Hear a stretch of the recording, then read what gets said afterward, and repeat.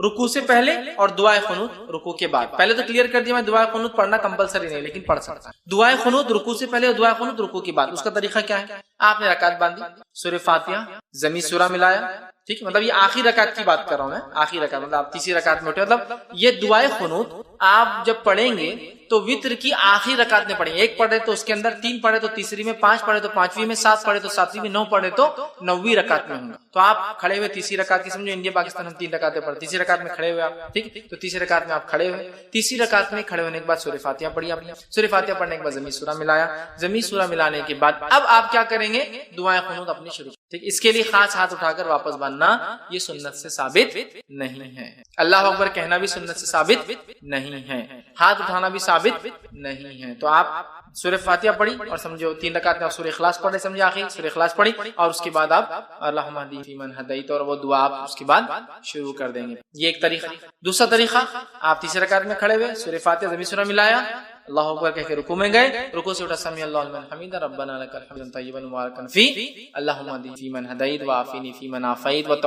اب آپ یہاں سے وہ دعا شروع کر دیں گے اور اس کے بعد پھر دعا ہونے کے بعد سیدھا سجدے میں چلے جائیں. تو یہ دعا 2 جگہ کی جا سکتی ہے, قیام میں اور رکوع کے بعد. اس میں افضل قیام میں کرنا ہے, اس میں افضل قیام میں کرنا ہے. گو رکوع کے بعد بھی کی جا سکتی. امام بخاری نے ایک باب ہی باندھ دیا اپنی کتاب میں کہ قنوت, وتر میں قنوت رکوع سے پہلے اور رکوع کے بعد, مطلب قیام میں اور رکوع کے بعد دونوں ہی درست ہے, لیکن افضل کیا ہے؟ قیام میں کر لے آپ, یہ زیادہ افضل ہے. اس لیے کہ نبی اکرم صلی اللہ علیہ وسلم نے فرمایا, حدیث جو ہے نسائی کی اور ابن ماجہ کی ہے, ابی بن کعب رضی اللہ عنہ فرماتے ہیں, کہتے ہیں نبی اکرم صلی اللہ علیہ وسلم رکوع جانے سے پہلے دعائے قنوت پڑھا کرتے تھے. رکوع میں جانے سے پہلے دعائے قنوت پڑھا کرتے تھے. تو اس سے میں کہہ رہا ہوں رکوع سے پہلے پڑھ لینا یہ افضل ہے. اب اس میں کیا, اس میں ہاتھ اٹھایا جائے؟ تو ہاں, آپ اس میں چاہے تو ہاتھ باندھ کر بھی کر سکتے ہیں قنوت اور ہاتھ اٹھا کر, چونکہ دعا میں ہاتھ اٹھانا یہ سنت, یہ ادب ہے. تو آپ ہاتھ اٹھا کے بھی کر سکتے ہیں, لیکن ہاتھ اٹھانے کے بعد چہرے پر ہاتھ پھیر کر پھر رکوع میں جانا یہ درست نہیں ہے, اس لیے کہ کسی بھی دعا کے بعد چہرے پر ہاتھ پھیرنے والی روایت ابو داؤد کی ضعیف ہے. تو آپ کو عام دعا میں بھی بہت سے لوگ دعا پڑھ کے ہاتھ پھیرتے ہیں, نہیں, درست ثابت نہیں سنت. دعا پڑھی اور چھوڑ دو, دعا ہو چھوڑ دو, بہت سے لوگ ہاتھ پھیرتے ہیں. تو اسی طرح دعا میں چونکہ ہاتھ اٹھائے جا سکتے, تو ابو داؤد کی روایت کے مطلب آپ رات میں بھی ہاتھ اٹھا سکتے ہیں وتر کے اندر دعا جب کر رہے ہیں. بہت سارے لوگوں کو یہ غلط فہمی ہوتی ہے کہ وتر جو ہے عشاء کا ایک حصہ ہے, اس لیے میں بات کر رہا ہوں. تو وتر کوئی عشاء کا حصہ نہیں ہے. وتر ایک مستقل نماز ہے, ایک مستقل عبادت ہے جو نبی اکرم صلی اللہ علیہ وسلم کیا کرتے تھے, اور آپ پر یہ عبادت فرض بھی تھی, یاد رکھیں امت پر فرض نہیں. تو آپ یہ عبادت وہ کرتے تھے اور مستقل کرتے تھے, شہر میں ہو سفر میں ہو, اور ہمیشہ جو ہے آپ اس نماز کو پڑھا کرتے تھے. تو وتر ایک مستقل عبادت ہے, اور اس عبادت کو ہمیں چاہیے کہ ہم جو ہے کوشش کریں کہ ہم کریں, اور یہ عشاء کا حصہ نہیں ہے, یاد رکھیں. عشاء کے ساتھ بھی پڑھی جا سکتی ہے لیکن پارٹ آف عشاء نہیں. جیسا بہت سارے لوگ اگر کوئی وتر پڑھ کے نہیں گیا تو عشاء پڑھے اور وتر نہیں پڑھے آپ نے تو عشاء بھی قبول نہیں ہوتی. اس لیے کہہ رہا ہوں وتر ایک مستقل الگ عبادت ہے, عشاء کی نماز ایک الگ عبادت ہے, یاد رکھیں. لیکن عموماً ہمارے پاس وتر کے بعد, معاف کرنا, عشاء کے فوراً بعد وتر پڑھ لیتے ہیں, ملاتے ہیں, تو ایسا لگتا ہے جیسے کہ اس کا حصہ, جبکہ وہ اس کا حصہ نہیں. یاد رکھیے نبی اکرم صلی اللہ علیہ وسلم نے ارشاد فرمایا, اور یہ جو ہے جامع ترمذی اور جو ہے سنن دارمی کی روایت, آپ نے فرمایا اور کہا, اللہ تعالیٰ نے ایک نماز کے ذریعے تمہاری مدد فرمائی ہے اور وہ نماز وتر ہے, اسے عشاء اور طلوع فجر کے مابین بیچ میں پڑھا کرو. اللہ تعالیٰ نے ایک نماز کے ذریعے تمہاری مدد فرمائی ہے تو تم اس نماز کو عشاء کے بعد سے لے کر فجر کے پہلے تک پڑھا کرو. تو اس حدیث سے یہ بات واضح ہوگی عشاء کا, وتر کا وقت کیا ہے, عشاء کے بعد سے لے کر فجر کے پہلے تک. یہ کس کا وقت ہے؟ وتر کی نماز پڑھنے کا وقت ہے, اور وتر کی نماز کے ذریعے اللہ رب العزت نے مسلمانوں کی کیا کی؟ مدد فرمائی ہے, ہیلپ کی ہے. مطلب یہ بہت افضل نماز ہے, ہم کوشش کریں کہ اس نماز کو ہم پڑھا کریں. ٹھیک ہے, تو یہ نماز مستقل عبادت ہے, عشاء کے بعد بھی پڑھی جا سکتی ہے لیکن عشاء کا حصہ نہیں ہے, اور عشاء سے لے کر فجر کے شروع ہونے سے پہلے تک اس نماز کو ایک انسان کبھی بھی ادا کر سکتا ہے. اسی طرح ابو داؤد کی روایت ہے, یہ اس کی فضیلت, اور اس میں پہلی روایت میں ایک فضیلت پتہ چلی اور ایک وقت بھی پتہ چلا. دوسری ایک روایت جو ابو داؤد کی, ترمذی کی اور نسائی میں بھی یہ روایت آتی ہے, اس حدیث کے الفاظ اس طرح سے, نماز وتر تمہارے جو ہے حضرت علی رضی اللہ عنہ فرماتے ہیں اور ان کا قول اور بعد میں حدیث بھی اس کے اندر ہے. وہ فرماتے اور کہتے ہیں نماز وطر تمہاری فرض نمازوں کی طرح حتمی تو نہیں. وطر کی نماز تم لوگوں کے لیے فرض تو نہیں جیسا کہ فرض نمازیں ہیں. پھر وہ کہتے ہیں لیکن اللہ کے رسول صلی اللہ علیہ وسلم نے اپنایا اور اس کو عمل کیا, اس کو پڑھا اور فرمایا اللہ وطر طاق ہے, اللہ وطر ہے, طاق ہے, آڈ ہے, اور آڈ کو پسند کرتا ہے. واللہ وطر ویحب الوطر, اللہ آڈ ہے اور آڈ کو پسند کرتا ہے. اللہ آڈ مطلب اللہ ایک ہے اور آڈ ڈیجٹس کو پسند کرتا ہے. اس لیے نبی اکرم صلی اللہ علیہ وسلم کا عمل اگر آپ دیکھیں تو آپ اکثر عمل کو آڈ کرتے تھے, 1 3 5, یہاں تک کہ آپ کھانے میں ویسے ہی کرتے تھے. کھجور کھاتے تو 1 کھاتے, 1 سے زائد ہوتے تو 3 کھاتے, 3 سے زائد کھاتے تو 5 کھاتے. چونکہ آڈ نمبرز کی خصوصیت یہ ہے کہ جب اس کو ڈیوائیڈ کیا جاتا ہے تو اس کا ریمائنڈر ہمیشہ 1 ہوتا ہے. تو اللہ چونکہ آڈ ہے, 1 ہے, تو وہ پسند کرتا ہے. تو اس نے فرمایا, حضرت علی فرماتے ہیں کہ آپ یہ نماز تو فرض تو نہیں ہے, حضرت علی کے قول خود واضح ہے, لیکن آپ نے فرماتے ہیں کہ رسول اللہ صلی اللہ علیہ وسلم فرمایا اللہ وطر ہے, طاق ہے. پھر فرمایا اور اکائی طاق کو محبوب رکھتا ہے, پسند کرتا ہے. اے اہل قرآن مطلب اے مسلمانوں وطر کو پڑھا کرو, وطر کو پڑھا کرو. تو کوئی حکم بھی ہے وطر کے پڑھنے کا, تو لہٰذا ہمیں وطر پڑھنے میں کوتاہی نہیں کرنی چاہیے اور وطر کو اپنا معمول بنا لینا چاہیے. آپ عشاء کے بعد سے لے کر فجر تک کبھی پڑھ سکتے ہیں, یہ مستقل ایک نماز ہے. کوئی ضروری نہیں کہ عشاء کے بعد ہی پڑھے جائے. عشاء کے بعد سو کر اٹھ کے پڑھیے یا آپ جاگ رہے ہیں تو بعد میں سوتے وقت پڑھیے, آپ کے اوپر ڈیپینڈ ہے بہرحال. تو یہ کوئی وہ نہیں ہے کہ آپ عشاء کے ساتھ ہی پڑھیں, لیکن عشاء کے بعد سے لے کر فجر تک, فجر کے پہلے تک آپ اس کو کبھی بھی پڑھ سکتے ہیں. اسی طرح جو ہے ابو داؤد کی, نسائی کی اور جو ہے ابن حبان, دارقطنی اور دیگر حدیثوں میں جو الفاظ آتے ہیں اس میں سے ایک لفظ یہ الوتر حق, وطر حق ہے مطلب وطر ضروری ہے, وطر کو پڑھا کرو, بلا وجہ چھوڑا نہ کرو, تاکید ہے. دوسری کی روایت میں فرما کہا الوتر حق علی کل مسلم, وطر حق ہے ہر مسلمان کے اوپر, مطلب اے مسلمانوں وطر تم پر حق ہے, جتنا ہو سکے وطر کو پڑھا کرو. تیسری کی روایت میں فرما کہا الوتر حق ولیس بواجب, وطر حق ہے ضروری ہے لیکن واجب نہیں ہے. ٹھیک, تو یہاں دیکھیے نبی اکرم صلی اللہ علیہ وسلم تاکید کر رہے ہیں وطر کے تعلق سے, اور یہ تاکید کر رہے ہیں کہ وطر واجب نہیں ہے لیکن اس کو پڑھا کرو اس لیے کہ وہ حق ہے. تو اوپر کی روایتوں میں جو حق ہے کے الفاظ بار بار آ رہے ہیں, اس سے یہ بات واضح ہو رہی ہے کہ وطر بڑی اہم نماز, بلا وجہ سے چھوڑنا نہیں چاہیے. کوشش کرنا چاہیے کہ اس کو جتنا ہو سکے اتنا پڑھا جائے, لیکن یہ بات یاد رکھ لیجیے نماز واجب نہیں, چونکہ آپ سب کی خود حدیث ہے وطر حق ہے لیکن یہ جو ہے واجب نہیں ہے, ضروری نہیں ہے. اور یہ بات میں اس لیے بھی رکھ رہا ہوں کہ بہت سارے لوگ یہ سمجھتے ہیں کہ اگر وطر نہ پڑھے عشاء کے بعد تو عشاء نہیں ہوئی, اس لیے بھی رکھ رہا ہوں. وطر ایک مستقل الگ عبادت ہے لیکن وہ عشاء کے ساتھ پڑھی جا سکتی ہے, لیکن وہ عشاء کا پارٹ نہیں ہے. اس کے نہ پڑھنے سے عشاء میں کوئی کمزوری نہیں آتی ہے. ٹھیک ہے, یہ بتانا میرا مقصود تھا.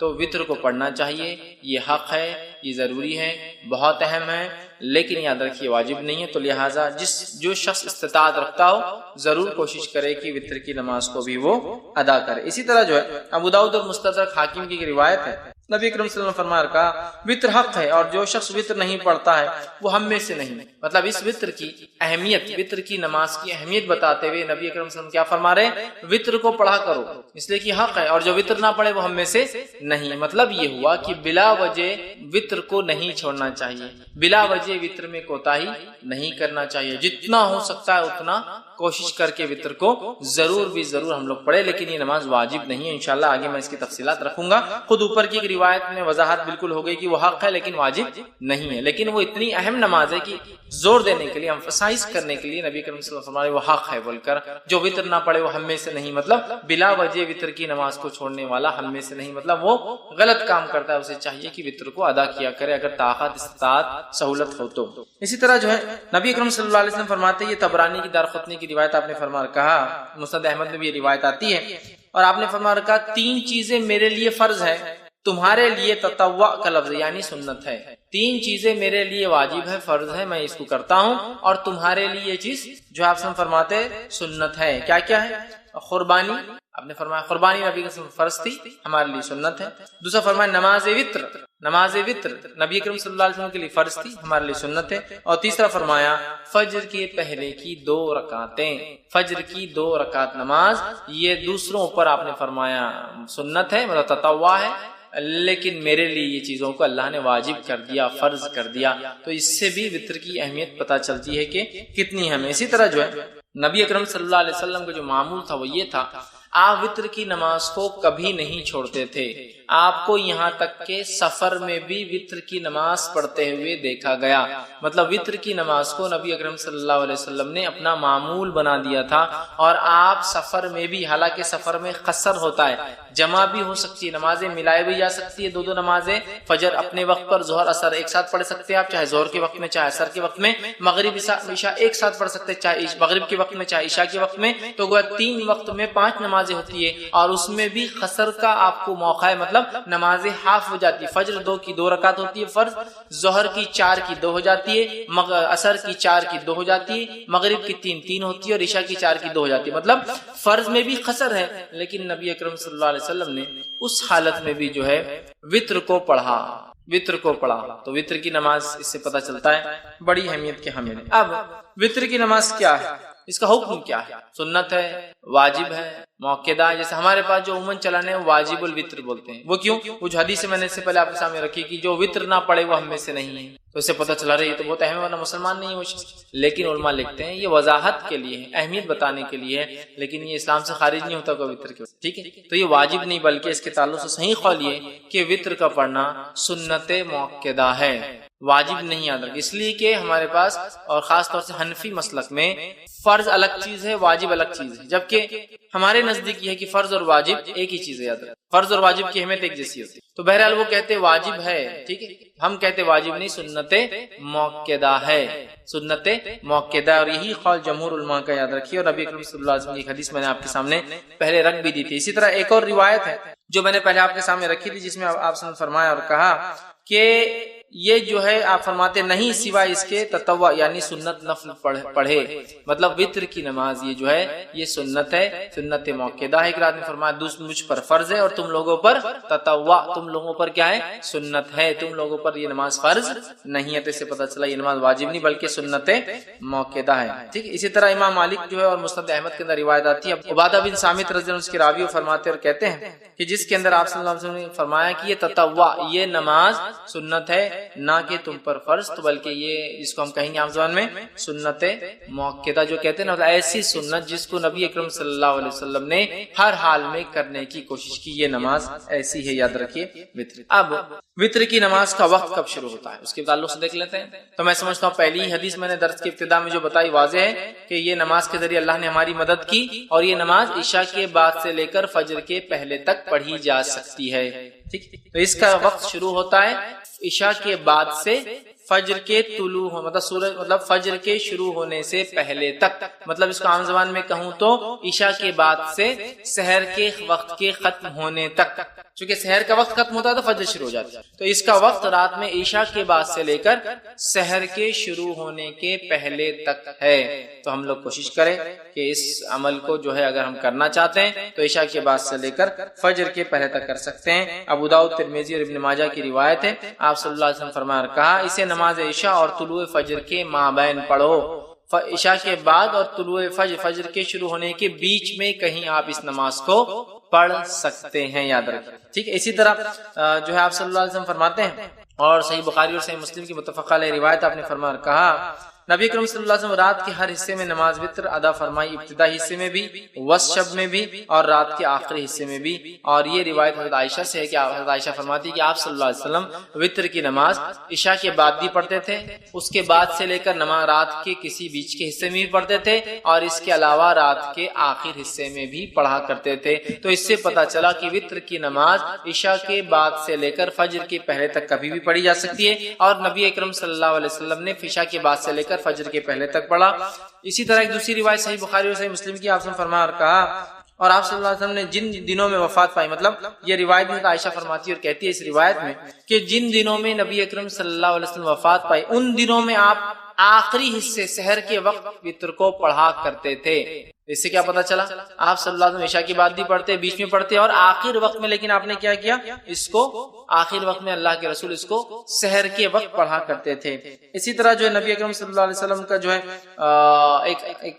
ایک حکم ہے، حدیث ہے جو صحیح مسلم کی روایت ہے، آپ نے فرمایا رکھا صبح ہونے سے پہلے پہلے وتر کو پڑھ لو، مطلب صبح ہونے سے پہلے پہلے تک وتر کو ہم کو پڑھ لینا چاہیے۔ تو پتا چلا وتر عشاء کے بعد سے لے کر فجر کے پہلے تک کبھی بھی آپ پڑھ سکتے ہیں، اور نبی اکرم صلی اللہ علیہ وسلم نے اس کو عشاء کے بعد سے لے کر فجر تک کبھی بھی پڑھا، اور اس کو ہم کہیں گے عشاء کے بعد بھی پڑھی جا سکتی ہے، لیکن آخر وقت میں پڑھنا افضل ہے، سحر کے وقت میں پڑھنا افضل ہے، اس لیے کہ انسان سوتا ہے، سو کر اٹھتا ہے، اٹھنے کے بعد پھر نفل نمازیں مطلب تہجد پڑھتا ہے، اور تہجد کے بعد اگر وتر پڑھتا ہے تو یہ افضل ہے، یاد رکھیے۔ اب آپ کہیں گے خالی وتر کو رات میں کیوں اٹھنا ہے، تو تہجد ہی پڑھنا، لیکن میں تہجد انشاءاللہ آخری میں رکھوں گا وہ حصہ۔ تو یہ جو وتر کو ہم کہہ رہے ہیں آخری وقت میں پڑھنا افضل ہے، اس سے مراد ہے آخری وقت میں انسان رات میں اٹھے، تہجد کی نماز پڑھے، تہجد کے بعد اپنی وتر پڑھ لے۔ صحیح مسلم کی روایت ہے ماں عائشہ رضی اللہ عنہا سو جاتی تھی، آپ سب کو اٹھاتے تھے اور کہتے عائشہ اٹھ اور وتر پڑھ لے، مطلب تہجد ادا کر،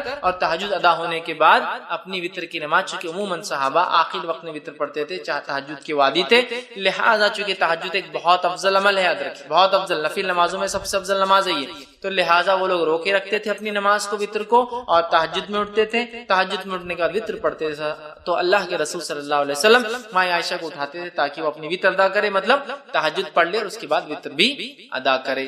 تو یاد رکھیے یہ آخری وقت افضل ہے، لیکن کوئی ضروری نہیں ہے، آپ کو ڈر ہے خدشہ ہے رہ جائیں گی چھوڑ نہیں پڑھ پاؤں گا، تو بہرحال پہلے بھی پڑھ سکتے۔ اسی طرح جو ہے جامع ترمذی ابن ماجہ اور مسند احمد کی روایت ہے، نبی اکرم صلی اللہ علیہ وسلم فرمایا کہا تم میں سے جس شخص کو یہ اندیشہ ہو کہ وہ رات کے آخری حصے میں نہیں جاگ سکے گا تو اسے چاہیے کہ رات کے پہلے حصے میں ہی وتر پڑھ لے۔ جس کو ایسا لگے کہ میں رات میں نہیں اٹھ سکتا ہوں تو اسے چاہیے کہ وتر پہلے پڑھ لے، مطلب عشاء کے بعد پڑھ لے۔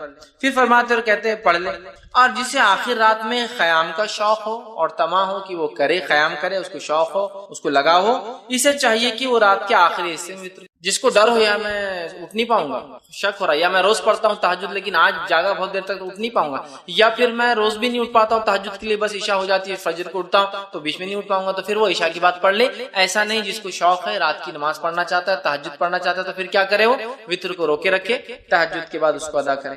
اسی طرح صحیح مسلم کی روایت ہے، نبی اکرم صلی اللہ علیہ وسلم فرمایا اور کہا بے شک رات کے آخری حصے کی نماز میں فرشتے آتے ہیں اور یہی افضل ہے۔ رات کے آخر حصے میں نماز کے وقت فرشتے حاضر ہوتے اور یہ افضل ہے۔ تو پتا چلا تہجد کو آخر وقت میں پڑھنا، آخر وقت میں پڑھنا، سحر کے وقت پڑھنا، فجر سے پہلے پڑھنا افضل ہے، اور اسی طرح وتر کو بھی سحر سے پہلے، سحر کے آخر وقت میں پڑھنا، یا رات کا آخری حصہ تیسرا پہر ہوتا ہے جس سے فجر پھر شروع ہو جاتی ہے، اس کے بعد اس سے پہلے پڑھنا افضل ہے، کیونکہ اس وقت فرشتے حاضر ہوتے ہیں۔ تو اسی سے میں نے کہا افضل تو آخر حصے میں ہے، لیکن عشاء کے بعد بھی فوراً اسے ادا کیا جا سکتا ہے، یاد رکھیں فوراً ادا کیا جا سکتا ہے۔ اسی طرح جو ہے صحیح بخاری اور صحیح مسلم کی ایک روایت ہے، ابو ہریرہ رضی اللہ عنہ فرماتے اور کہتے ہیں میرے خلیل، مطلب نبی اکرم صلی اللہ علیہ وسلم، خلیل مطلب بہت جگری گہرا دوست، تو فرماتے ہیں میرے خلیل نبی اکرم صلی اللہ علیہ وسلم مجھے خاص طور پر 3 باتوں کی وصیت فرمائی ہے، 3 باتوں کی مجھے تاکید کی۔ پہلا، میں ہر مہینے کے 3 روزے رکھوں، ایام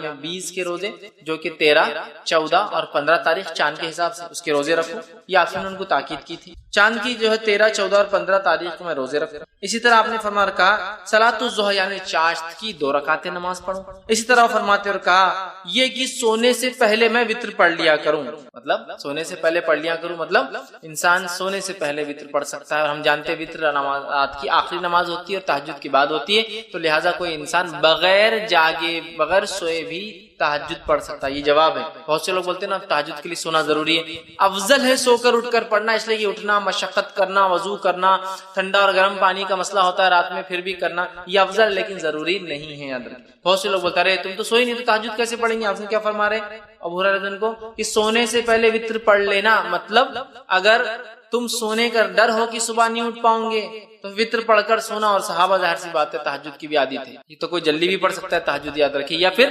بغیر سوئے کی بھی رات بھر جاگ لیا کسی کاز کی، کسی وجہ سے، ریزن کی وجہ سے، تو پھر میں تہجد پڑھ کر سو سکتا ہوں، ٹھیک ہے۔ اب ایک انسان نے تہجد کی نیت مطلب مثال کے طور پر آج اس نے ارادہ کیا کہ میں سو جاتا ہوں، اس لیے کہ تہجد کا ارادہ نہیں۔ اب اگر رات کے آخری حصے میں نیند جاگ گئی، سمجھ لیجیے رمضان کا مہینے میں عموماً ہم لوگ وطر کا بھی اہتمام تہجد کا بھی کرتے ہیں۔ اب یہ سوچا کہ رات میں تو وطر پڑھ لی اور سو گیا، اب تہجد میں اٹھا تو وطر تو آخری نماز ہونا چاہیے رات کی، وطر نماز آخری ہونا چاہیے رات کی۔ اب میں کیا کروں؟ کیا میں ڈبل وطر پڑھوں رات میں اٹھ کے؟ مطلب میں نے وطر پڑھا اور سو گیا۔ بہت سے لوگ سوال کرتے ہیں ہم وطر پڑھ کے سو جاتے ہیں پھر کیا کریں؟ تو وطر پڑھ کر اگر آپ سو گئے ہیں اور رات میں نیند ہوشیار ہو جائے اور تہجد پڑھنا چاہے تو آپ صرف تہجد پڑھیں گے، وطر کو آپ ڈبل نہیں پڑھیں گے، اس لیے کہ ایک رات میں دو وطر نہیں ہو سکتی ہے۔ اس تعلق سے آپ کی حدیث ابو داؤد جامع ترمذی اور نسائی کی جو ہے سنن نسائی کی روایت ہے، آپ نے فرمایا کہا ایک رات میں دو وطر نہیں ہوتی۔ دوسری کی روایت میں فرمایا جو کہ بخاری کی حدیث فرمایا رات کی اپنی آخری نماز وطر کو بناؤ، وطر کو رات کی آخری نماز بناؤ، مطلب وطر تہجد کے بعد پڑھی جانا چاہیے۔ لیکن اگر کوئی شخص اس ڈر سے وطر پڑھ کر سو جائے کہ میں صبح شاید نہیں اٹھ پاؤں گا اور سو جائے اور پھر نیند ہوشیار ہو جائے تہجد کے وقت، تو اسے وطر کو نہیں پڑھنا ہے، صرف تہجد پڑھنا ہے۔ لیکن کوئی انسان اس کو روز کا معمول نہ بنا دے کہ روز تہجد پڑھتا ہے لیکن وطر پڑھ کے سو جاتا ہے پھر تہجد کرتا ہے، روز کا معمول نہیں۔ اگر میں روز اٹھ کر تہجد پڑھنے کا عادی ہوں تو پھر میں وطر کو اپنی آخری نماز بناؤں گا۔ یہ غلط فہمی جو ہوتی ہے ہندوستان پاکستان میں یہ بھی ہے کہ اس کو عشاء کا حصہ سمجھتے ہیں تو عشاء کے بعد پڑھ کے سو جاتے ہیں، پھر تہجد میں اٹھتے ہیں، تہجد پڑھ کے پھر اس میں ایک وطر پڑھتے ہیں۔ کیونکہ حدیث میں نا 11 رکعتیں پڑھتے تھے تو پھر کیا کرتے پھر سے ایک وطر پڑھتے ہیں۔ تو ایک رات میں دو وطر نہیں ہوتی، وطر کو آخری نماز بنانا ہے۔ تو جس کو ڈر ہے کہ صبح نہیں اٹھ پائیں گا اور وہ پڑھ کر سو جائے اور اٹھ جائے کبھی کبھار تو وہ تہجد پڑھ لے سکتا ہے۔ لیکن روز جو تہجد پڑھتا ہے وہ شخص جو اپنے وطر کو روکے رکھے گا، پھر رات میں اٹھیں گا، تہجد ادا کریں گا، تہجد کی ادا کرنے کے بعد پھر وہ اپنی وطر کی نماز کو ادا کریں گا۔ اس بات کو ہم یاد رکھیں چونکہ اسے آخری نماز بنانا چاہیے۔ اور اگر کوئی سو جائے پڑھ کر اٹھ جائے تو پھر وطر دہرانے کی ضرورت نہیں ہے، صرف وہ تہجد کی نماز پڑھ لے۔ ایک غلط فہمی یہ بھی ہوتی ہے کہ وطر پڑھ کے سو گئے نیند ہوشیار ہوئی تہجد نہیں پڑھ سکتے، بولے وطر آخری تھی نا اب اکاؤنٹ کلوز ہو گیا تو تہجد بھی نہیں پڑھتے، ویسا نہیں ہے۔ کبھی کبھار آپ اٹھ جاتے ہیں، موقع ہے تو پڑھ لیجئے، وطر کو آپ کو پھر دہرانے کی لیکن ضرورت نہیں ہے۔ اب اسی طرح میں روز اٹھتا ہوں رات میں تہجد پڑھتا ہوں، یا آج میں نے نیت کی کہ میں تہجد میں اٹھ کے وطر پڑھوں گا تو میں نے وطر کو اٹھا کے بازو رکھ دیا آج رات، اب میں سو گیا، اب جب اٹھا تو فجر کی اذان ہو گئی، مطلب فجر ہو گئی، اب کیا کروں؟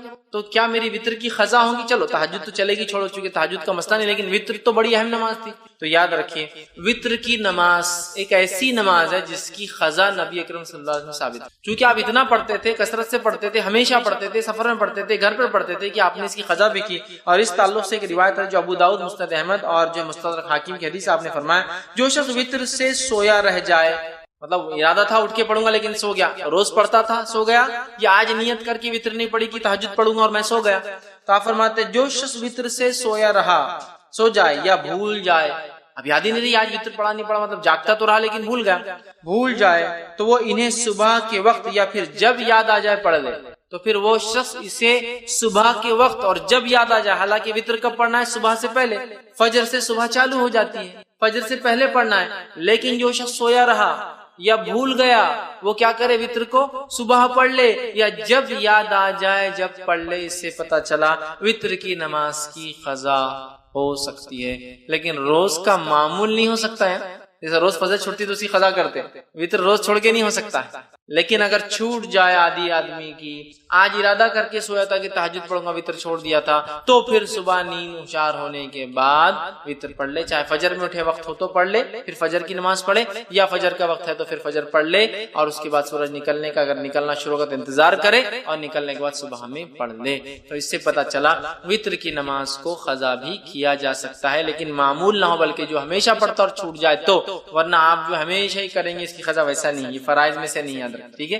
لیکن میں نے آج نیت کیا کہ وطر پڑھوں گا، مطلب تہجد پڑھوں گا، وطر پڑھوں گا، یا میں روز تہجد پڑھتا ہوں اور وطر پڑھتا ہوں اور آج بھول گیا تو اس کی قضا ہو سکتی ہے یاد، ٹھیک ہے۔ اب آئیے وطر کی رکعتیں کتنی ہیں، وطر کی نماز سے کتنی رکعتیں ہوں؟ تو وطر کی نماز صحیح بخاری اور صحیح مسلم کی روایت ہے، اب سنن نسائی ہے، مستدرک حاکم ہے، بیہقی ہے، اور اتنی ساری حدیثیں آتی ہیں جس کے اندر آپ صلی اللہ علیہ وسلم سے وطر کی نماز 1 رکعت، وطر کی نماز 3 رکعت، وطر کی نماز 5 رکعت، وطر کی نماز 7 رکعت اور وطر کی نماز 9 رکعت ثابت ہے، اور کچھ روایتوں میں وطر کی نماز 11 رکعت اور 13 رکعت بھی ثابت ہے، لیکن زیادہ مشہور اور معروف چیز جو ہے وہ 1 رکعت 3 رکعت 5 رکعت 7 رکعت اور 9 رکعت معروف ہے، لیکن کچھ علماء نے 11 بھی ثابت کی ہے اور 13 بھی ثابت، لیکن اس میں تھوڑا سا شبہ یہ ہے کہ وہ 11 تہجد کے ساتھ تھی اور 13 تہجد کے ساتھ فجر کی 2 تھی، اس لیے میں وہ نہیں لے رہا ہوں، لیکن 9 رکعت تک تو بالکل ثابت۔ لیکن ہمارے پاس چلن کس چیز کا ہے، کیا چیز مشہور اور معروف ہے؟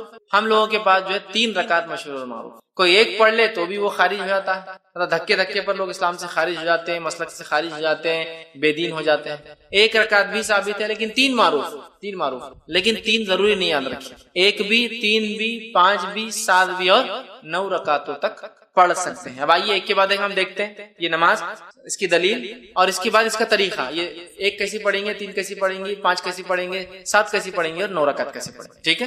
جو آدمی کی جیسی سہولت، صحت، حالات کے اعتبار سے 1 پڑھے، 3 پڑھے، 5 پڑھے، 7 پڑھے، 9 پڑھے، ٹھیک ہے؟ یہ تہجد کی رکعتوں کے علاوہ ہے۔ تہجد کی رکعتیں کتنی؟ انشاءاللہ تہجد پورا الگ سے ایک چیپٹر ہے، وہ لوں گا جب بتاؤں گا۔ اب آئیے 1 رکعت کے تعلق صحیح بخاری اور صحیح مسلم کی روایت ہے، نبی اکرم صلی اللہ علیہ وسلم رات کی نماز جو ہے 2 رکعتیں کرتے تھے، اور جب جو ہے آپ نے فرمایا تمہیں صبح ہونے کا اندیشہ ہو تو اسے 1 رکعت کر لو، مطلب آپ صلی اللہ علیہ وسلم فرمایا، کہا جب آپ سے پوچھا گیا تو آپ نے فرمایا رات کی نماز 2 رکعتیں کر کے ہے، مطلب 2 کر کے پڑھنا چاہیے۔ پھر آپ نے فرمایا جب تمہیں صبح ہونے کا ڈر ہو تو کیا کرو، پھر 1 رکعت ادا کر لو، تو اس سے پتہ چلا 1 رکعت بھی وتر پڑھی جا سکتی ہے۔ اسی طرح ابو داؤد، سنن نسائی اور سنن ابن ماجہ کی روایت ہے، آپ صلی اللہ علیہ وسلم نے وتر ہر مسلمان کا حق کہا، مطلب ثابت ہے، کرنا چاہیے۔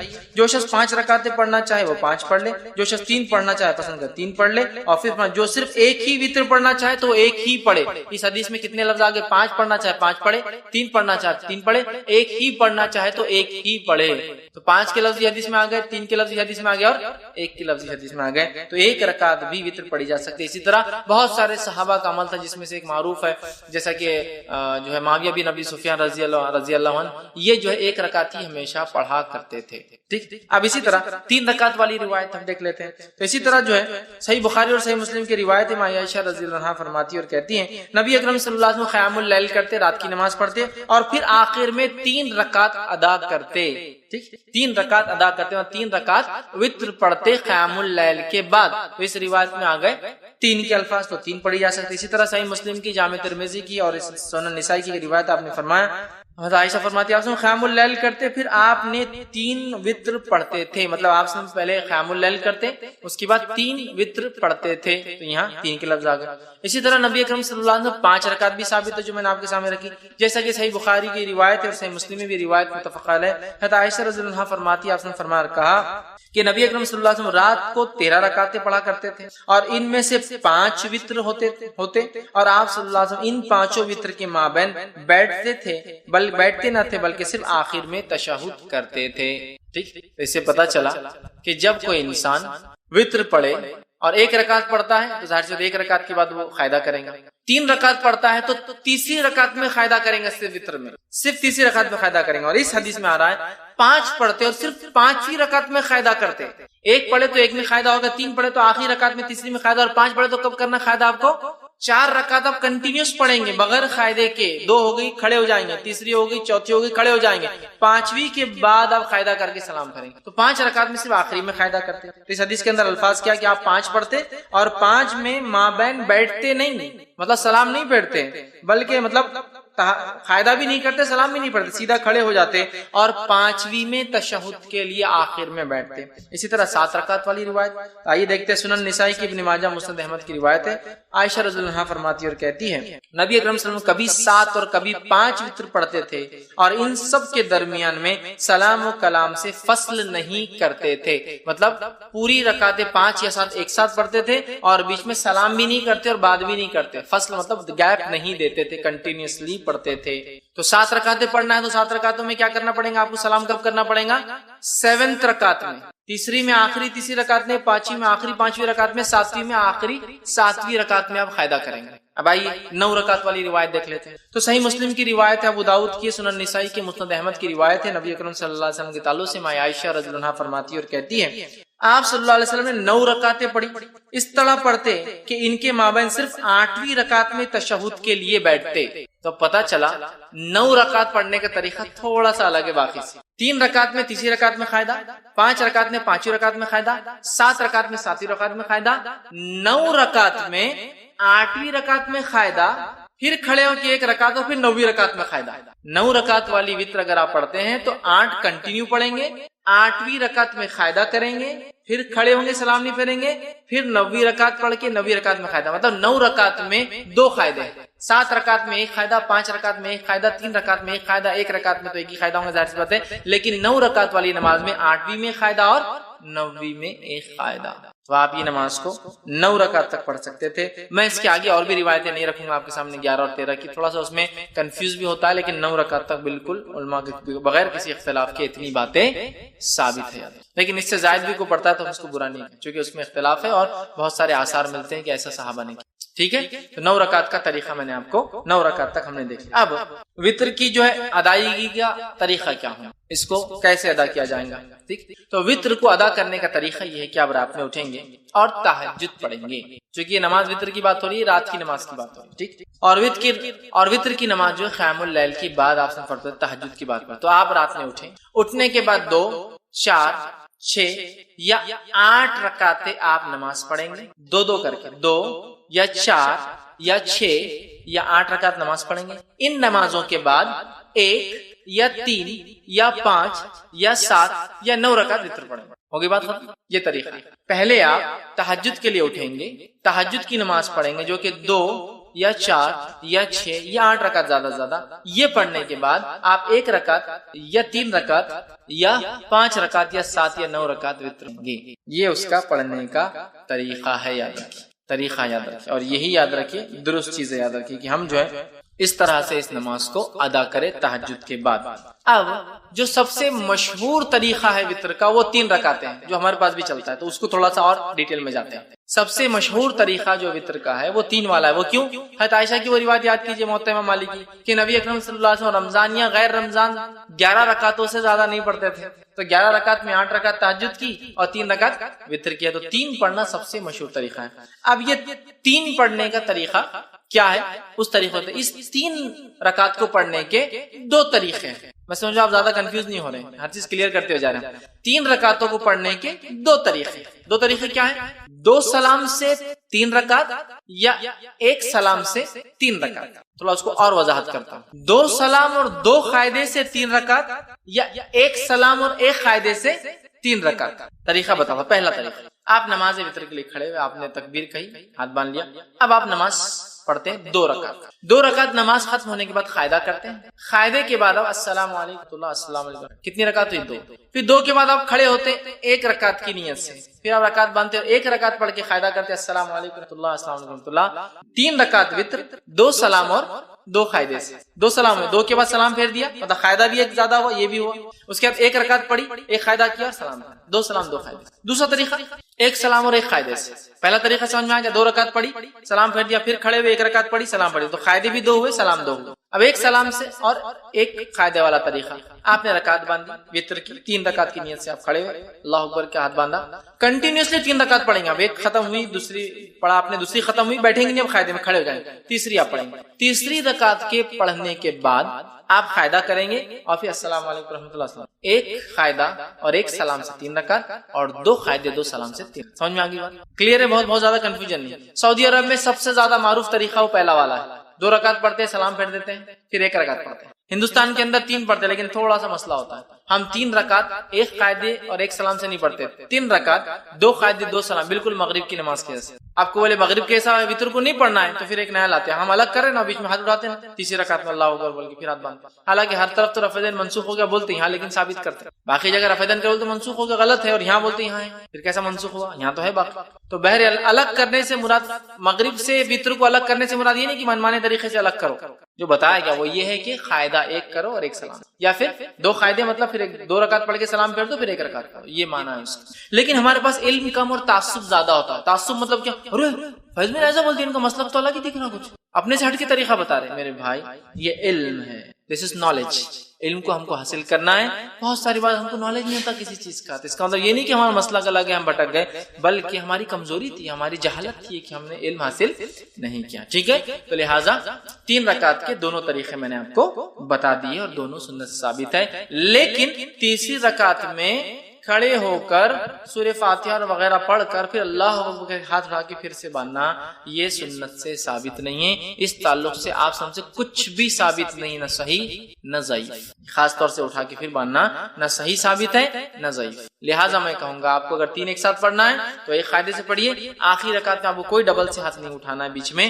اب پھر وہ دعائے قنوت کیسے کرنا، پھر فرق کیسے کرنا، دعائے قنوت کی طرف میں جا رہا ہوں۔ پہلے میں طریقے بتانا چاہ رہا تھا، تو ہو گیا 3 وتر کا طریقہ، 2 طریقے 3 وتر کے، یہ میں سمجھتا ہوں واضح ہو گئی۔ اور نبی اکرم صلی اللہ علیہ وسلم سے بہت ساری حدیثوں میں بات صاحب، جیسے صحیح مسلم کی اور صحیح بخاری کی روایت متفق علیہ، عبداللہ بن عمر رضی اللہ عنہما فرماتے آپ سب رات کی نماز کو 2 رکعتیں کر کے پڑھتے تھے اور آخر میں 1 رکعت وتر پڑھتے تھے، 2 2 2 2 2 2 2 مطلب 5 سلام ہو گئے، اس کے بعد آپ کھڑے ہوتے اور 1 پڑھتے ہیں، ٹوٹل ہوئی 11 رکعت۔ ٹھیک ہے، تو یہ طریقہ ہے اور ایک ساتھ پڑھنے کا بھی آپ سے ملتا ہے۔ اسی طرح رکعت وتر میں کیا خلت کر سکتے ہیں، تو رکعت وتر میں سورہ فاتحہ کے بعد آپ کچھ بھی خلت کر سکتے ہیں، اور وتر کی رکعت کی خصوصیت یہ ہے کہ اس میں تیسری رکعت میں بھی آپ کو ضمی سورہ ملانا ہے۔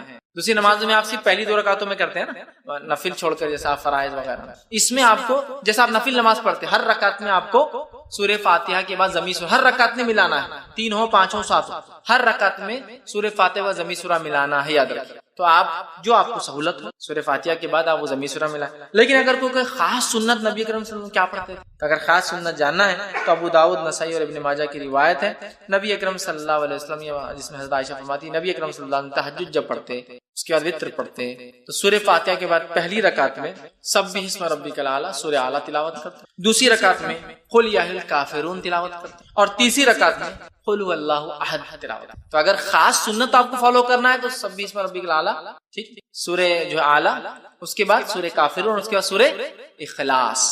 ٹھیک، ایک روایت میں یہ بھی ملتا ہے کہ نبی اکرم صلی اللہ علیہ وسلم آخری رکعت میں سورہ اخلاص، سورہ فلق اور سورہ ناس تینوں ملا کر پڑھتے تھے۔ تو آپ چاہیں تو یہ بھی کہیں سورہ فلق، سورہ اخلاص، قل اللہ احد، قل اعوذ برب فلق، قل اعوذ برب الناس، تینوں آپ پڑھتے تھے، یہ روایت بھی ملتی ہے۔ لیکن اگر آپ کو یہ سب یاد بھی ہے تو آپ کو جو پڑھنا ہے پڑھیے، اسلام آپ کو روکتا نہیں، پہلی رکعت میں سورہ اخلاص پڑھ لیجیے، دوسری رکعت میں سورہ فلق پڑھیے، تیسری رکعت سورہ ناس، کو مسئلہ نہیں، کیونکہ آپ کو یہ اگر 3 یاد ہیں۔ لیکن جس کو یاد ہو اور چاہتا ہے کہ سنت کی اتباع کرے تو یہ اچھا ہے کہ وہ سورہ اعلیٰ، سورہ کافرون، سورہ اخلاص۔ لیکن یہاں ایک چیز واضح کر دوں، اس کے علاوہ بھی امام پڑھے تو اس میں کوئی حرج اور غلطی نہیں، ورنہ بہت سے لوگ آتے ہیں تمہارا منہج غلط دکھ رہا، تھوڑا اس میں کیا ہے، پڑھ سکتا ہے آدمی۔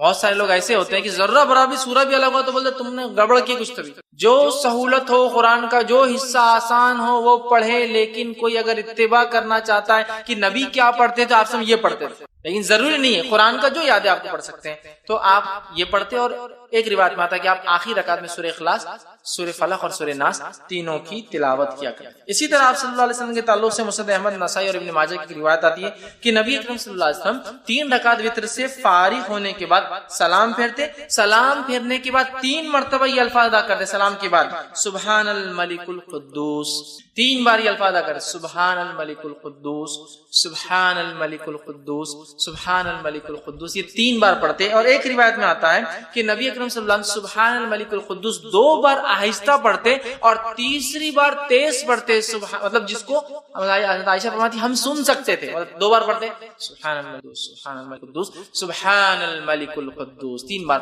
اور اس میں بھی آتا ہے کہ روایت میں جب آپ آخری بار تیز پڑھتے تو یوں پڑھتے کہ القدوس کو لمبا کھینچتے، سبحان الملک القدوس لمبا کھینچتے۔ یہ بھی طریقہ ہے، وتر پڑھ لیا آپ نے، اس کے بعد آپ سبحان الملک، سبحان الملک القدوس، سبحان الملک القدوس لمبا کھینچتے، یہ پڑھ سکتے۔ اسی طرح ایک روایت اور آتی دارقطنی کی، اس میں اضافی الفاظ یہ کہ نبی اکرم صلی اللہ علیہ وسلم سبحان الملک القدوس کہنے کے بعد یہ بھی کہتے ہیں رب الملائکۃ والروح۔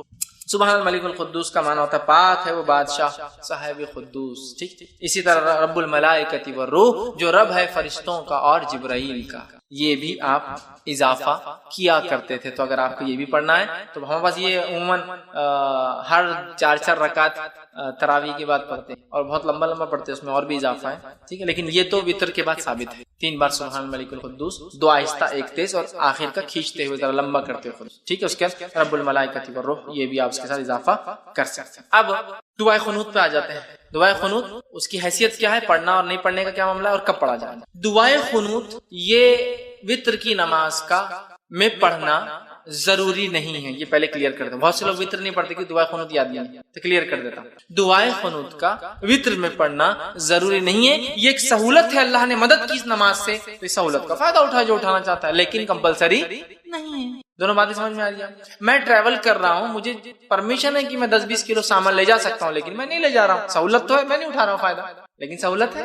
ضروری نہیں. کیوں میں کہہ رہا ہوں؟ میں یہ نہیں کہہ رہا ہوں مت پڑھو، میں یہ کہہ رہا ہوں بہت سارے لوگ یہ دعا یاد نہیں بول کے نماز ہی نہیں پڑھتے، تو نماز مت چھوڑو، یہ تو مستقل عبادت ہے. دعا اس کا ایک پارٹ ہے، لیکن کمپلسری پارٹ نہیں. اٹیچ ہو جائے تو بھی چلے گا، ڈیٹیچ نہیں بھی اٹیچ ہوگا، نکال بھی دیا جائے تو بھی چلتا ہے. تو یہ دعا کی کیا حیثیت ہے؟ دعائے قنوت کی پڑھے تو اچھی بات ہے، نہ پڑھنے سے انشاءاللہ کوئی فرق نہیں پڑتا آپ کی وتر پر، نماز پر. ٹھیک ہے، تو اسے پڑھنے کی دعائے قنوت کے دو طریقے، دونوں طریقے بہرحال جو انسان چاہے اس پہ عمل کر سکتا. دعائے قنوت رکوع سے پہلے اور دعائے قنوت رکوع کے بعد. پہلے تو کلیئر کر دیا میں دعائے قنوت پڑھنا کمپلسری نہیں، لیکن پڑھ سکتا. دعائے قنوت رکوع سے پہلے اور دعائے قنوت رکوع کے بعد. اس کا طریقہ کیا ہے؟ آپ نے رکعت باندھی، سورہ فاتحہ ضمی سورہ ملایا.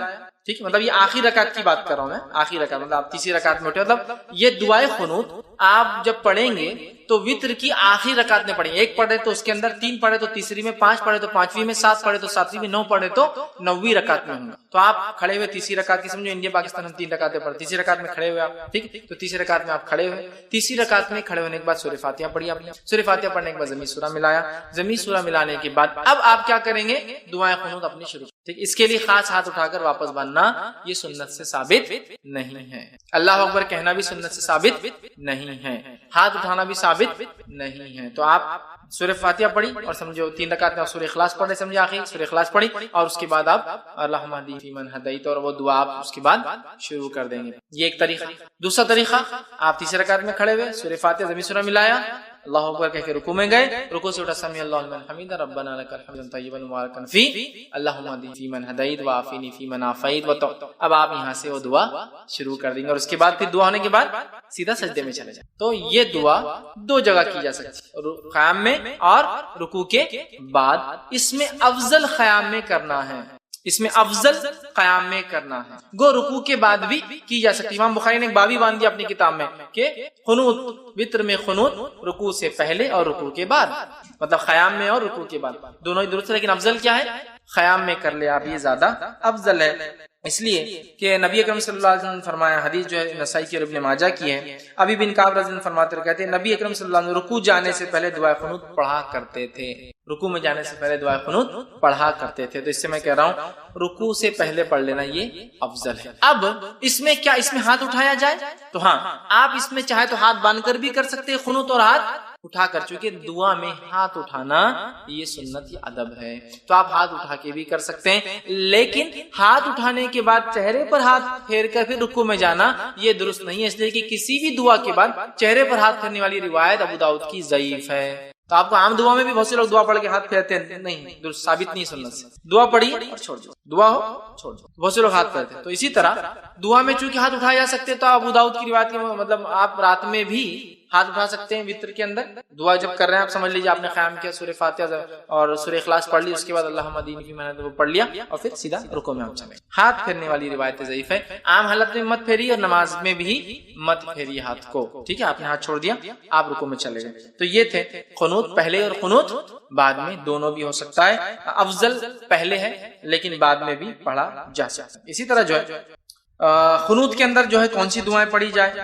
ٹھیک ہے، دعائیں قنوت میں جو ہے مطلب اس میں کون سی دعائیں پڑھی جائے، تو یاد رکھیے عموماً جو ہمارے پاس جو دعا چلتی ہے وہ قنوت کے لیے، وہ دعا اس طرح سے ہم لوگ پڑھتے ہیں، اللہم انا نستعینک ونستغفرک، وہ دعا ایک کامن ہے. لیکن جو سنت سے جو زیادہ قریب اور جو ثابت دعا ہے وہ یہ والی دعا ہے جو پڑھنی چاہیے، وہ اللہم اہدنی فیمن ہدیت وعافنی فیمن عافیت. انشاءاللہ جو لوگ نیٹ پر اس کو دیکھیں گے، دعا آپ کے ویڈیو کے اندر جو ہے بیک گراؤنڈ میں آ جائیں گی، آپ اس پہ سے دیکھ کر یاد کر سکیں. ٹھیک، تو یہ دعا زیادہ بہتر ہے. اور وہ اللہم انا نستعینک وہ جو دعا ہے اس کے تعلق سے ایک روایت آتی ہے کہ اللہ کے رسول وہ فجر کی قنوت میں پڑھا کرتے تھے. وہ دعا وتر کی قنوت میں نہیں، وتر کی دعا نہیں تھی، وہ فجر میں کرتے تھے. جب قنوت نازلہ آپ کبھی فجر میں پڑھتے تو یہ پڑھتے، اور جب وتر میں پڑھتے تو یہ پڑھتے، اس لیے کہ حضرت حسن کو اللہ کے رسول صلی اللہ علیہ وسلم نے یہ قنوت خود سکھایا تھا، اللہم اہدنی فیمن ہدیت والا. سمجھ، اب بہت سے لوگوں کو یہ یاد ہوتا ہے اللہم اہدنا فیمن ہدیت، وہ جمع کا صیغہ ہے، لیکن اصل حدیث میں الفاظ دینی کے ہیں، اللہ میرے لیے ہدایت اور میرے لیے. لیکن جب وہ اجتماعی میں عالم کرتا ہے تو دینا کر دیتا ہے، اللہ ہمارے لیے.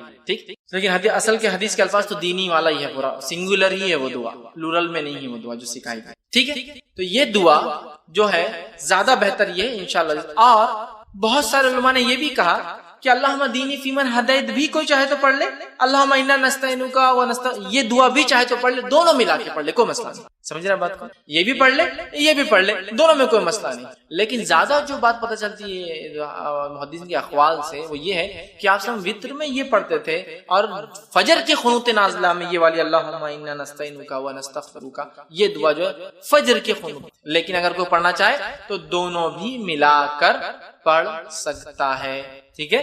تو میں سمجھتا ہوں دعا کی بھی وضاحت ہو گئی، ایکسٹرا فائدین اس کے اندر نہیں ہے، آپ کو صرف ڈائریکٹ آپ نے کیا دعا کر لینا، ایسا کیجئے، یا مطلب ہاتھ کھول کے کیجئے، ہاتھ باندھے ہوئے میں کیجئے، رکوع سے پہلے مطلب قیام میں کر لیجئے، رکوع کے بعد آپ دعا کیجئے، ساری چیزیں بہرحال ثابت ہے۔ اور دونوں بھی قنوت میں نے آپ کے سامنے رکھ دی، قنوت چونکہ دعا ہے، دعا ہاتھ اٹھائی جا سکتی ہے، اور یہ قنوت زیادہ قریب ہے سنت سے، لیکن یہ بات بھی پتہ چلتی ہے کہ آپ نے فجر میں پڑھا، لیکن کچھ علماء لکھتے ہیں دونوں بھی درست ہے پڑھ لینے میں انشاءاللہ، کیوں حرج نہیں، اس لیے کہ یہ قنوت ہے اور قنوت ہے، دعا ہے، آپ کبھی پڑھ سکتے ہیں، تو لہٰذا وہ کہتے ہیں دونوں پڑھ لو، کوئی مسئلہ نہیں انشاءاللہ، ٹھیک ہے؟ تو یہ تھا اس کا طریقہ اور دعا۔ اب اسی طرح جو ہے دعائے قنوت ہمیشہ مانگنا ضروری نہیں ہے، کوئی اس کا پارٹ نہیں، آپ کر سکتے تو کیجئے، نہ بھی کرنے سے انشاءاللہ جس کوئی فرق نہیں آتا۔ اب اسی طرح جو ہے یہ تھا وتر کی رکعتیں، اس کا طریقہ، اس کی اہمیت اور اس کے تعلق سے کچھ باتیں، ہو سکتا ہے کچھ باتیں بچ گئی ہو، سوال جواب میں انشاءاللہ میں اس کو کور کروں گا۔ اب آئیے تہجد کی طرف تھوڑا سا، تہجد کے تعلق سے کچھ باتیں دیکھ لیتے۔ سب سے پہلے تہجد کی فضائل میں دیکھیے قرآنی آیت بھی اور احادیث بھی موجود ہے، اتنا وقت نہیں کہ میں تمام چیزیں لوں، مختصر رکھتا ہوں آپ کے سامنے۔ سب سے پہلی چیز تو اللہ رب العزت سورہ بنی اسرائیل، یہ سورہ اسراء سورہ نمبر 17 آیت نمبر جو ہے 79 کے اندر فرماتا ہے، 79 کے اندر فرماتا ہے، کہتا ہے وَمِنَ اللَّيْلِ فَتَهَجَّدْ بِهِ نَافِلَةً لَكَ، اللہ فرماتا اور کہتا ہے اور رات کو تہجد پڑھو، یہ آپ صلی اللہ علیہ وسلم کے لیے نفل ہے، آپ اے نبی رات میں تہجد پڑھا کرو، یہ آپ کے لیے نفل ہے۔ عَسَىٰ أَن يَبْعَثَكَ رَبُّكَ مَقَامًا مَحْمُودًا، ہو سکتا ہے اللہ اس کے ذریعے آپ کو مقام محمود پر پہنچا دے، ٹھیک ہے؟ تو اس لیے کہ قرآن سے پتہ چلتا ہے کہ تہجد کا ذکر قرآن میں اور اس کی بڑی اہمیت ہے، اس کو پڑھنا چاہیے۔ اسی طرح دوسرے مقام پر سورہ بنی اسرائیل میں اللہ نے آگے فرمایا، کہا بے شک اللہ سے ڈرنے والے متقی لوگ باغوں اور چشموں میں ہوں گے، وہاں ان نعمتوں کو پائیں گے جو ان کا رب انہیں دے گا، بے شک وہ اس سے پہلے نیکوکار تھے، وہ راتوں کو بہت کم سوتے تھے اور بوقت سحر اللہ تعالیٰ سے بخشش طلب کرتے تھے۔ رات کو اٹھ کر، مومنوں کی صفت ہے رات کو اٹھ کر اپنے رب سے بخشش طلب کرتے تھے، اس لیے کہ رات کا آخری پہر وہ پہر ہوتا ہے جس میں اللہ رب العزت آسمانی دنیا پہ نزول کرتا ہے، اور ایک ندا اور آواز لگائی جاتی ہے، یہ صرف رمضان کے لیے خاص نہیں ہے، سارے سال ہوتا ہے کوئی مغفرت کا طلب کرنے والا میں معاف کرنے والا ہوں، ہے کوئی مانگنے والا میں دینے والا، صحیح مسلم کی روایت۔ بہت سی بار یہ رمضان میں لوگ پیش کرتے ہیں روز کی، اور بہت سی بار یہ روایت کو لوگ شب برات کے لیے پیش کرتے ہیں، یہ روز کی ہے، روز اللہ آسمانی دنیا پہ فرسٹ جس کو کہیں گے اسکائی پر آتا ہے، اور ایک ندا آواز لگائی جاتی ہے کوئی مانگنے والا، تو سمجھ رہے بات؟ تو بہرحال اس کا تذکرہ قرآن میں بھی ہے، احادیث کے اندر جو ہے صحیح مسلم کی روایت میں آتا ہے نبی اکرم صلی اللہ علیہ وسلم کے تعلق سے کہ جو ہے نبی اکرم صلی اللہ علیہ وسلم نے پوچھا گیا کہ فرض نماز کے بعد کون سی نماز سب سے افضل ہے؟ نبی اکرم صلی اللہ علیہ وسلم نے کسی نے سوال کیا فرض نماز کے علاوہ سب سے افضل نماز کون سی ہے؟ اس کا مطلب دوسرے الفاظ میں نفل عبادتوں میں سب سے افضل عبادت کون سی ہے؟ فرض نماز کے بعد سب سے افضل عبادت مطلب کیا ہوا؟ نفل نمازوں میں سب سے افضل نماز۔ تو آپ نے فرمایا کہا آدھی رات کے بعد نماز یعنی تہجد، آدھی رات کے بعد پڑھی جانے والی نماز کا پڑھنا یہ سب سے افضل عبادت ہے فرض نمازوں کے بعد۔ تو اگر فرض کے علاوہ کوئی انسان کچھ کرنا چاہتا ہے سب سے افضل کام تو وہ کیا کرے؟ تہجد کا اہتمام کرے، تہجد کا اہتمام کرے، بڑی اہم بات ہے اور ہمیں چاہیے کہ ہم کوشش کریں ہم لوگ تہجد کا بالخصوص اہتمام۔ تو اس حدیث سے پتہ چلا سب سے افضل نماز نہ فرض کے بعد سب سے افضل نماز نفل میں یا سب سے افضل عبادت نفل عبادتوں میں کون سی ہے؟ تہجد کا ادا کرنا۔ اور اس تہجد کے بعد ہی پڑھا جاتا ہے کیا؟ وتر، جو میں نے پہلے لے چکے ہیں، ہم لوگ پہلے پڑھ لیتے وتر عشاء کے بعد، عام طور سے تہجد نہیں پڑھتے لوگ، یہاں بس عشاء کے بعد کا اس لیے اس کو پہلے رکھا، حالانکہ وہ اس کے بعد آتا ہے۔ اب آئیے جو ہے ایک اور روایت میں اس طرح سے آتا ہے، ابن حبان اور مسند احمد کی روایت ہے، ابو ہریرہ رضی اللہ عنہ اس کی راوی فرماتے ہیں ہر کس و ناکس مسلمان کو سلام کہو، غریبوں کو کھانا کھلاؤ، صلہ رحمی کرو، اور راتوں اٹھ اٹھ کر جو ہے اس وقت نمازیں پڑھو جبکہ لوگ سوئے ہوئے ہوں، اس طرح تم آرام سے جنت میں داخل ہوں گے۔ ابو ہریرہ رضی اللہ عنہ نے ایک مرتبہ پوچھا اللہ کے رسول میں جنت میں آرام سے کیسے داخل ہوں؟ تو آپ نے بتا دیا اور کہا کیا کیا کرو جنت میں جانے کے لیے؟ آسانی سے پہلا کام مسلمان کو سلام کرو،